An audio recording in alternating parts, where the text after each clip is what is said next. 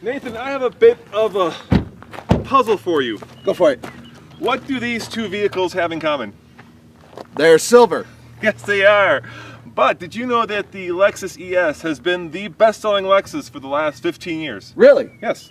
Did you know that the BMW 3 Series is not only the bread and butter, but the best seller that BMW has? Really? So we've got the best-selling Lexus, the best-selling BMW, coming up next on another fun and informative TFL car mashup.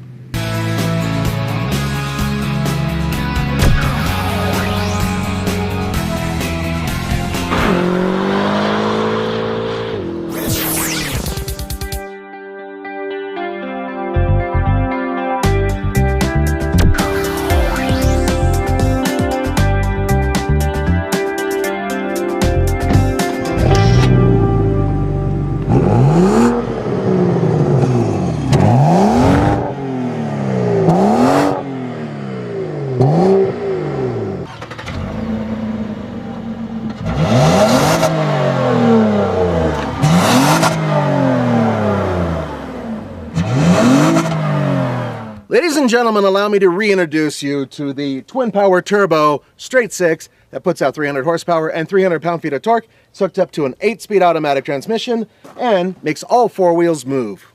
Well, Nathan, I have a V6 that puts out 268 horsepower.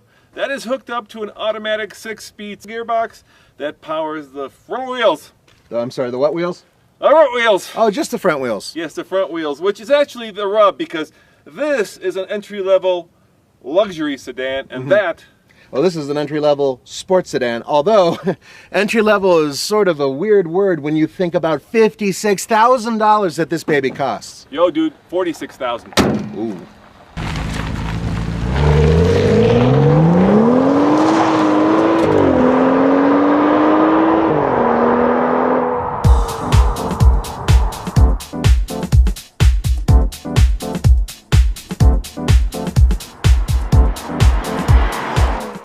Alright guys, before you get your undies in a bundle, we are very keenly aware that this 3 Series competes with the Lexus IS. However, the new IS is not out, and the ES is. So Nathan, how does this drive?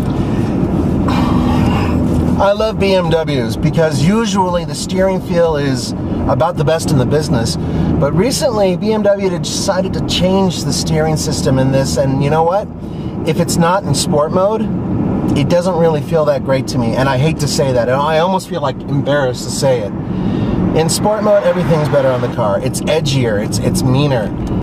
Alright Nathan, so we've established that this is entry-level luxury, and that is entry-level sportiness. Yeah, sports sedan, luxury, you call it what you want, it's a BMW. It is, and for $10,000 more, I want to bet you that that car should be at least, I'm saying at least 2 seconds, 0 to 60 faster than this car. 2 seconds. 2 seconds. What's the bet? A dope slap. Okay. All right? All right, let's do it. Let's find out.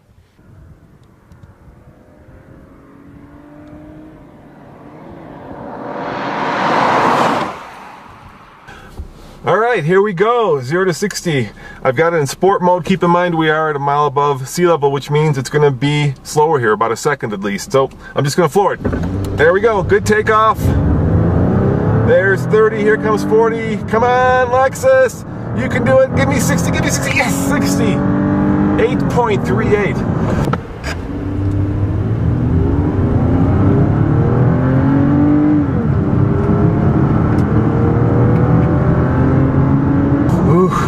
That means Nathan has got to go 2 seconds faster than that, which would be a 7.38. No, I'm sorry, a 6.38. And that is possible because he has a turbocharger. And what turbochargers do is they make up for the lack of air density up here. They jam more air into the cylinders, which basically gives you a greater combustion, which gives you more power. So Nathan has got to go 6.38 or faster. And with that turbo, it's doable. It's really doable, but keep your fingers crossed. I hope the Lexus did it.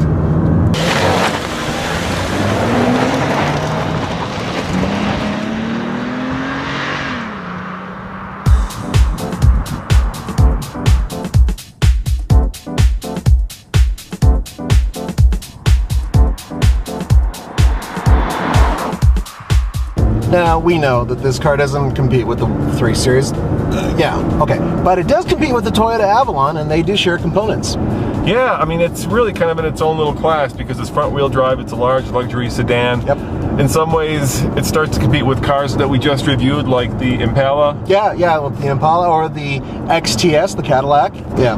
And for this year, they've kind of sharpened it up a little bit more. They've made it a little bit more BMW-like. It's funny, the 3 Series heading kind of toward this car, and this car is kind of heading toward the 3 Series. They're all trying to steal buyers from each other. But you can't have a sports sedan that's front-wheel drive, at least not a large one. Maybe a little hot hatch, but this thing is just way too big. Like going around this corner, you can start to feel a push. There's a lot of electronics, but nevertheless, it doesn't feel like it's on its tippy toes, like it wants to dance. It feels like it wants to cruise. That's true, and it is smooth as hell in this car. Yeah, that is the upside, Nathan.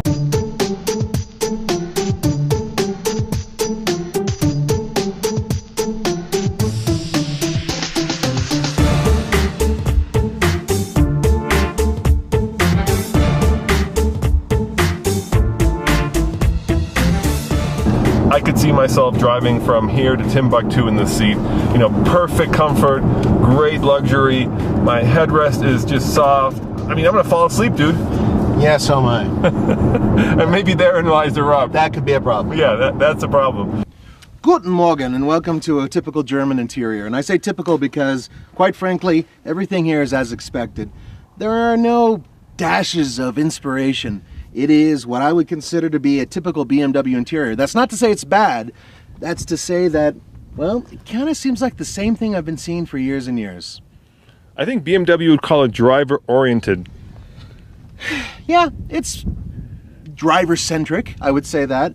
There is one thing.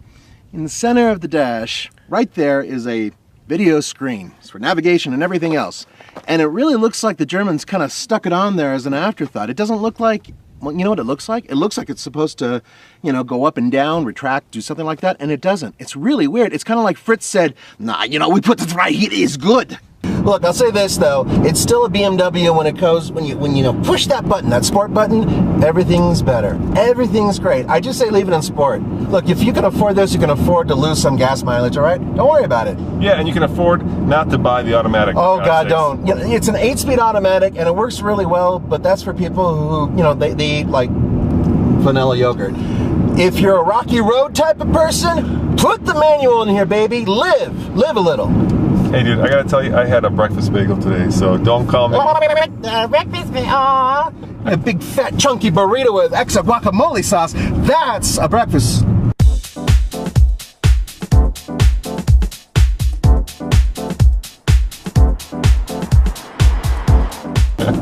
And I do like the all-wheel drive. I think that's a nice touch because here in Colorado or any state where it snows, it makes it a bit more neutral when it handles, and it gives you that security that you won't get stuck going up your driveway when there's an inch of snow. Yeah, and it also adds a considerable amount of money to the price. I mean, this is a $56,000 car.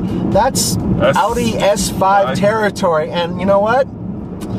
Now, folks, there's a lot of options you can do without. This car should be about $5,000 less. Inside the Lexus, you'll find real wood, you'll find soft leather, you'll find perfectly edged stitching. I mean, this is a very well executed, elegant, spacious interior, and that is the key. This car is spacious. There's tons of room, there's tons of comfort, there's tons of luxury. Now Nathan, we know that your car has an 8-speed transmission, this only has a 6-speed. We know that you have all kinds of sport and performance settings. Yeah. But, do you have heated and cooled seats? Cooled? Yes. No. No. Do you have, look at this, dude. You have these little, very luxurious... No, I don't have those either. And, most importantly of all, do you have this, my friend? Can you comfortably sit down behind yourself with legroom and travel across the country in style and comfort? Not without removing my reproductive organs. In the back seat. Yeah.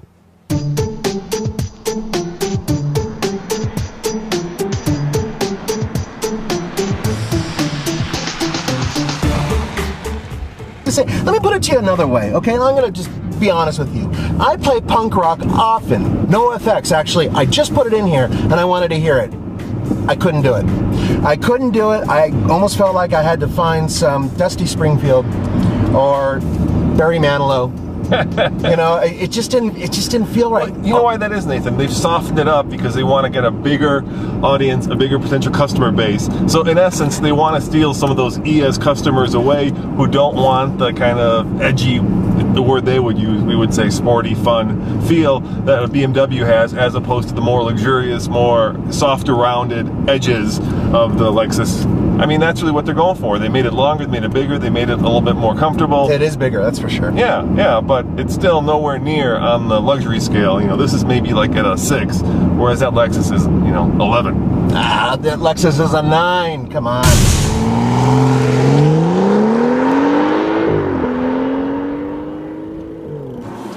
Okay, folks. Basically, I have to beat 8.3 seconds. Here we go. You ready? I'm ready. Let's go! Go, baby, go! I wanted to say something else, but I didn't. Must go faster. Must go Wow. Yes, I went faster. Getting my hand ready to give him a good dope slap upside the back of his fuzzy head. Just a little whack, sucker. Ladies and gentlemen, 0 to 60, first run, 5.86. Sport mode does wonders. Dude, you almost ran me over. That means you are confident. I have a bad feeling in my stomach about this. What was your time? Prepare the back of your head. What'd you get? 5.86. So a half a second. All right. Here. Yeah, let's open that door up a little bit. Please lower thy head in here. All right. And there's a slap. Oh, that feels so good. That's the first time I got to do that, folks. The first time. Hey, what does hitting hair like feel to you? Yeah, shut up. As always, this is Roman and Nathan saying see you long. Saying, oh, dude, you gave me a little bit of a little extra hit there. See you later, folks. Bye. Remember, subscribe for a new video every day, and thank you for watching.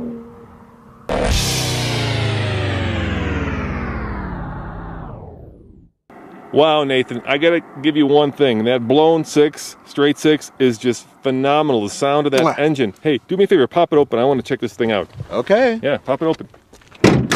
All right, I'll get it, Nathan. Nathan! Dude, I feel like a complete amateur. I cannot... how do you open this thing? I can't figure it out. You have to pull the hood release twice to open it. Get out. Check it out. Hold on. Yeah, it's now open. Dude, for like 200 years, there's been one way to open a hood of an engine. What is up with BMW? It's just like everything else. If you want to start the car and then stop the car and then get out of the car and not have the radio on, you have to push the start button twice. They like to do things in multiples. Yeah, multiple pain in the ass. Check this out, man. Look at that. Look at that. Ho, ho, ho. That is luxury. Yeah. No, I'm not going to say it. No, don't say it. Dude, that is luxury. Yeah, you have that? Yeah, they have that in Hyundais. Do you have that?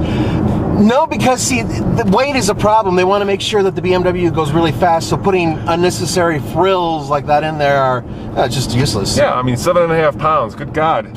That's going to slow down your 0 to 60 time by, you know, the amount of that burrito in your belly. You know what? You just, haters, that's all it's about. That's what you are. You're a hater. You know, there is something to be said, though, because I think the BMW is moving over into Lexus territory. And, you know, Lexus territory, BMW, it just doesn't jive with me. Yeah, it is weird. Yeah, it is weird.